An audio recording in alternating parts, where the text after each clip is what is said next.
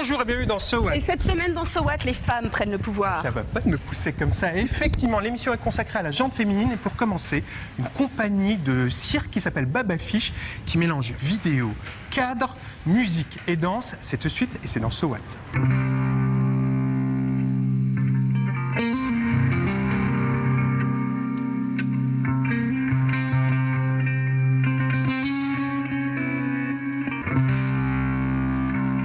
La compagnie est basée en Belgique. Moi, je viens de Suisse. Michaela. Voilà, moi, je viens de l'Allemagne. Elle, c'est Anke. Et Anna. Et moi, je viens de la Suède.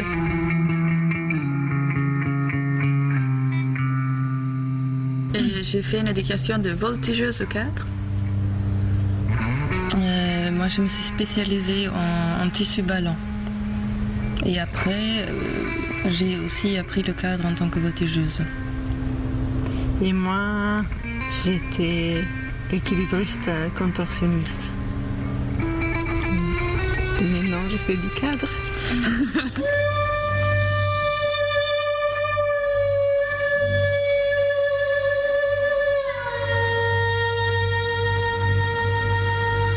On n'a pas du tout essayé d'apprendre la technique du cadre ensemble. On a vraiment essayé de chercher autre chose avec ça.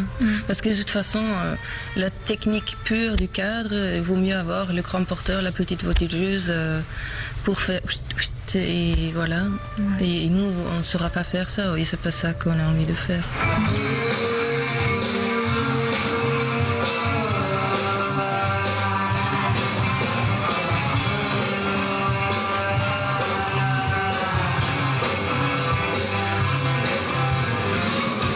Au point où on avait une histoire.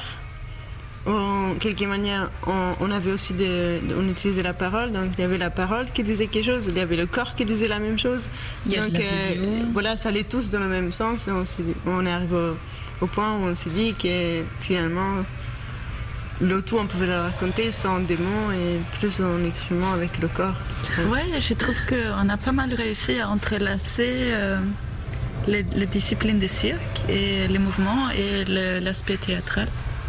Je suis assez contente. La musique, ouais, la lumière, ouais, la vidéo. Ouais, il y a pas mal de choses qui, en les disant, ça fait oh là là, qu'est-ce que ça va être bientôt. Finalement, je crois qu'on a trouvé un bon équilibre. Ouais.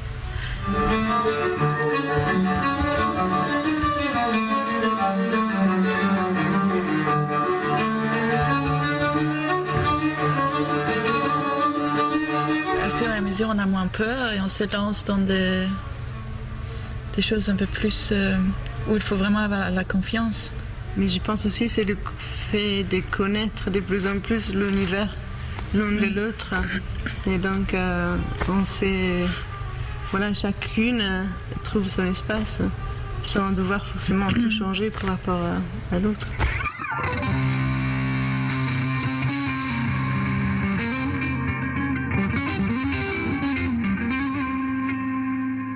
La prochaine femme s'appelle Rosemary. C'est la chanteuse du groupe Moriarty qui s'est produit aux Eurokéennes de Belfort en juillet dernier. Alors ça faisait 3 ans qu'ils n'étaient pas revenus sur l'île du Malsaucy et il y a eu pas mal de changements depuis. It started like a joke, like a needle, like a sting, like a hand around my throat. Boys and girls were dancing in the rain. Je crois que nous, on a beaucoup changé en fait. On a beaucoup voyagé, on a fait plus de festivals, on a un peu plus d'expérience de festival que la première fois qu'on a fait les Euroc. Et même si je pense que c'était quand même un très bon concert il y a 3 ans, là je suis très contente de nous en fait. Je pense que en plus il nous manque un musicien, donc on a une autre formule et je suis contente. On est assez peu habitué à jouer pour 30 000 ou 40 000 oreilles. On est plus à l'aise, c'est vrai, naturellement dans les concerts en appartement, comme on l'avait fait au Festival Générique en décembre dernier. On avait fait des concerts en appartement à Montbéliard notamment, ou dans des chapelles ou des églises. Et c'est vrai qu'il y a quelque chose d'assez vertigineux devant 30 ou 40 000 oreilles. Comme ça, le son se perd. Il est porté par le vent, c'est très très étrange.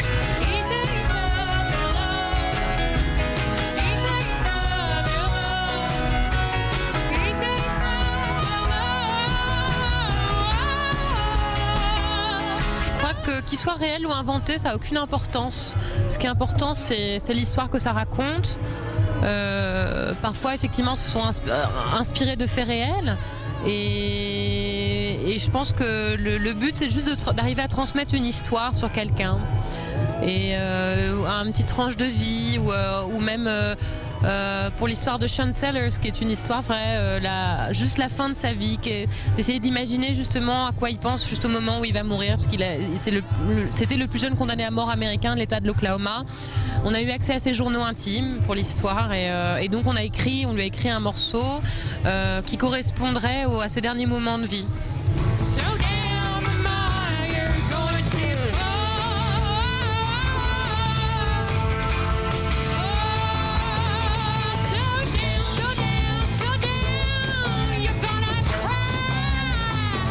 Au départ, elle est parfois individuelle, ça peut être une musique ou un texte.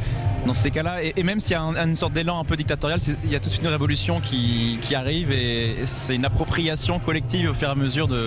On la détruit, on l'attaque et on se l'approprie chacun avec nos influences, donc ça devient collectif très vite. C'est-à-dire qu'il y a beaucoup de disputes en fait aussi. et que parfois quand quelqu'un arrive avec une idée préétablie d'un morceau, et les autres vont complètement en faire autre chose.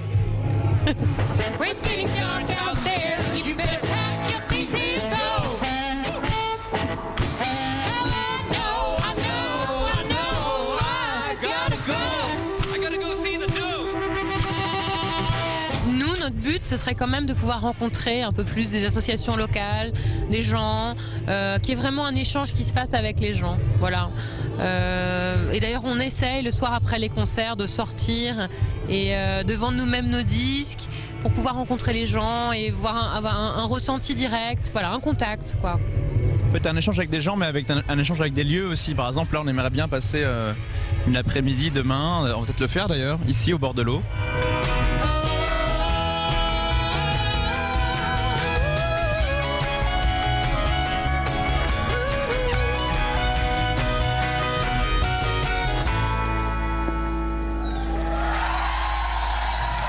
Elena Morin est photographe espagnole et mère de famille. Elle propose à la galerie Stimultania des photos poétiques et sensibles. C'est tout de suite et c'est dans So What.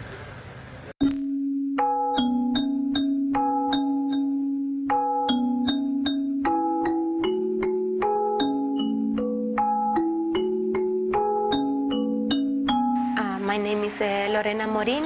I come from the Canary Islands in Spain, and I guess I'm a photographer.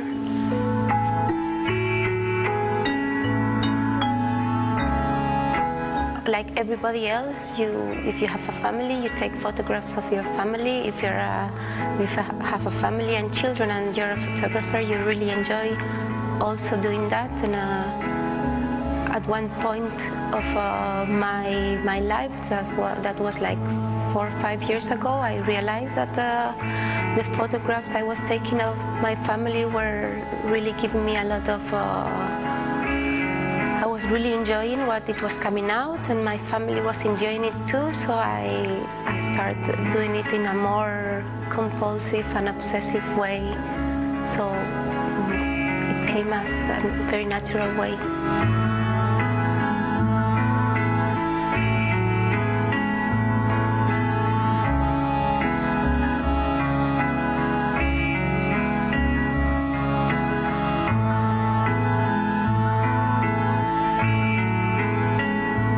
I chose the sizes. I did it in a very intuitive way. It's more what I saw in the image and what I felt that I wanted to show it big, or I thought it was good small. Maybe I should have thought about that a little more, because I use a lot of Polaroid, and I'm a photographer that I don't put any lighting on. I use the light that there is at that moment. If there is only one little bulb and I want to take the photograph, I don't care. So I have had the idea of putting big prints when there was maybe a lot of light.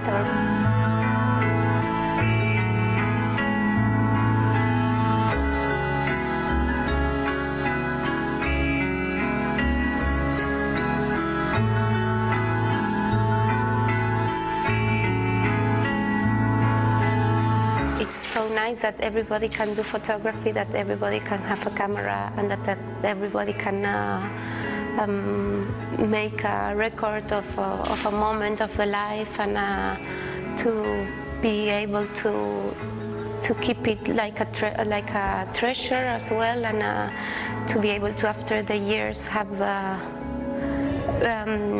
recognize that moment, like even to smell where you were or to taste it because of that photograph that happened maybe 4 or 5 years ago. I think that is something that I think photography can give to everybody, like a way of taking care of your memories and taking like little treasures for you.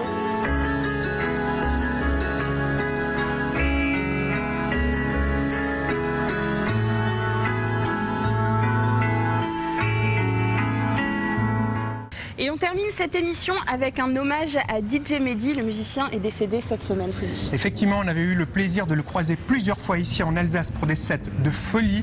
En tout cas, il va nous manquer. Et comme il faut terminer cette émission, faisons-le en musique. Allez. Salut.